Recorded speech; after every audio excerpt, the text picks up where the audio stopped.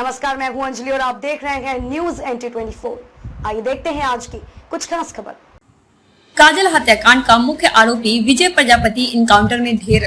काजल के पिता राजीव नयन सिंह ने कहा कि पिंडदान से पहले पुलिस ने हत्यारे का इनकाउंटर कर काजल की आत्मा को शांति प्रदान की है। मैं खुश हूं कि मेरी बेटी के हत्यारे को पुलिस ने सजा दे दी। मैं पूरे पुलिस प्रशासन को धन्यवाद देता हूं। चूँकि इस पूरे प्रकरण में मुख्य रूप से करणी सेना भारत के राष्ट्रीय अध्यक्ष श्री वीर प्रताप सिंह जी मृतका काजल के परिवार के साथ हर समय खड़े रहे। आज इनकाउंटर को लेकर हमारे चैनल के निदेशक श्री तौफीक खान ने इस इनकाउंटर पर उनसे उनकी प्रतिक्रिया जाननी चाहिए। आइए सुनते हैं उनकी प्रतिक्रिया। हाँ सर, नमस्कार। मैं NT24 से तौफीक खान। सर, छोटा सा सवाल आपसे है कि अभी जो काजल हत्याकांड को लेकर के उत्तर प्रदेश के अंदर जो राजनीति गरमाई थी, जो समाज एक तरीके से वो परेशान था और खास करके करणी सेना उस काजल के परिवार के साथ लगी हुई थी, तो मैं सिर्फ इतना जानना चाहता हूं कि जो आज खबर आई कि काजल के हत्यारे को पुलिस ने एनकाउंटर में मार गिराया, तो इस पे करणी सेना भारत और वीर प्रताप सिंह जी का क्या प्रतिक्रिया है? देखिए, पहले तो मैं अपने भाई को साधुवाद देना चाहता हूँ, धन्यवाद देना चाहता हूँ आपके न्यूज चैनल पे कि सबसे ज्यादा मेहनत आप लोगों ने करी। शुरू से आप लोगों ने इस खबर को कवर किया। जहाँ पे बड़े चैनल सो रहे थे, वहाँ पे आप लोगों ने बड़े मजबूती से समाज की बात रखी। पहले तो आपको इनकाउंटर की बहुत बधाई मैं देना चाहता हूँ कि ऐसे पापी जिसके ऊपर 87 मुकदमे हों जी, और वो आज भी घूम रहा है और ऐसा दुर्दांत हत्या कर रहा था जी, उदाहरण सेटअप होना जरूरी है। आदिकाल से जब भी कोई किसी भी बच्ची बेटी पे कोई निहत्थे पे कोई वार करता है तो सदैव समाज के अग्रिम पंक्ति के लोग आगे आते हैं। तो वहां पे राजनीतिक पार्टियां तो आगे नहीं आई क्योंकि उनको राजनीति करनी है। पहली बात, बिल्कुल। काजल के हत्या के लिए समाज आंदोलित हुआ, वो भी सर्व समाज आंदोलित हुआ। जरूरी नहीं कि वो क्षत्रिय समाज की थी तो क्षत्रिय है, हर समाज का लोग वहां पे आंदोलित हुए और बहुत मजबूती से यूनिटाइज हो के बहुत मजबूती से उन्होंने संघर्ष किया, जिसका परिणाम ये है कि 16 दिन के बाद उसका इनकाउंटर हुआ और बेटी की आत्मा की तसल्ली हुई। और तसल्ली क्यों नहीं होगी, एक दुर्दांत अपराधी भी तो मारा गया साथ ही साथ। उसको मैंने आपके इंटरव्यू में भी कहा था तौफीक भाई कि ऐसे लोगों को धरती पे रहने की जरूरत नहीं है, उनकी कोई जरूरत नहीं यहाँ पे, जो इंसानियत की पाठशाला में ना पढ़े हों।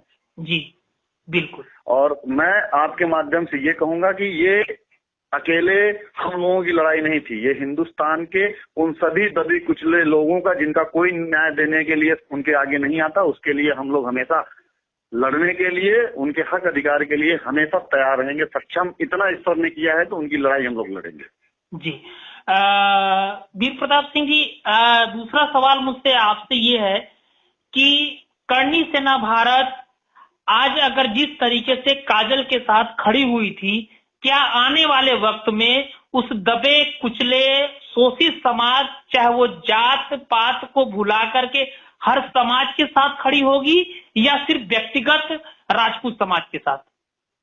देखिए, क्षत्रिय का मतलब ये होता है, तो फिर क्षत्रिय का मतलब होता है 36 कौम जी, सभी जात धर्म संप्रदाय के लिए जो क्षत्रिय लोगों की रक्षा करता हो, वही होता है क्षत्रिय जी। मेरे बुजुर्गों ने हमेशा ये कहा है जी कि आप हमेशा न्याय के प्रति समर्पित रहिए और क्षत्रिय जात जो रही है वो हमेशा न्याय के लिए समर्पित रही है। जी, जरूरत पड़ी है तो मैं आपको एक छोटा सा उदाहरण देता हूँ।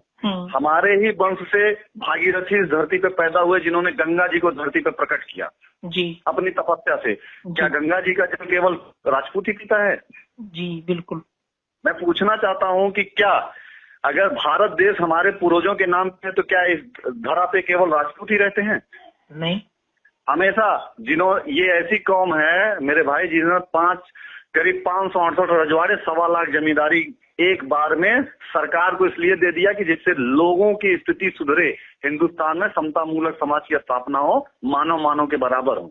क्या हम लोगों की जमीनें कोई जबरदस्ती ले सकता था या रजवाड़ा ले सकता था? लेकिन हम लोगों ने दिया जी, देश को एक बनाने के लिए। तो ये जात हमेशा मैं तो ये कहता हूँ कि बेटी की तरफ अगर कोई उंगली करे उसका हाथ काट लिया जाए, अगर कोई आंख करे आंख काट लिया जाए, निकाल लिया जाए।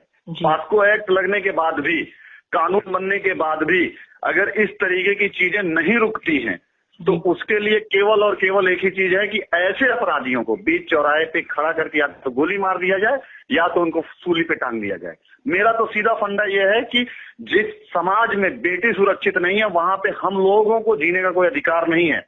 अगर आप मर्द हो, आप इंसान हो, तो आपके पीछे आपके घर की बहु बेटियां खड़ी हैं, अगर आप उनकी रक्षा नहीं कर सकते हो तो फिर आप क्षत्रिय कहलाने के लायक नहीं हो। किसी की बहु बेटी हो, किसी भी धर्म की हो, किसी भी संप्रदाय की हो, किसी भी जात की हो, मैं आपके न्यूज चैनल के माध्यम से ये कहना चाहता हूँ, किसी भी समाज के किसी भी आदमी को अगर तकलीफ हो एक बार याद करें, रात के 12 बजे हम लोग समर्पित रहेंगे, तैयार रहेंगे।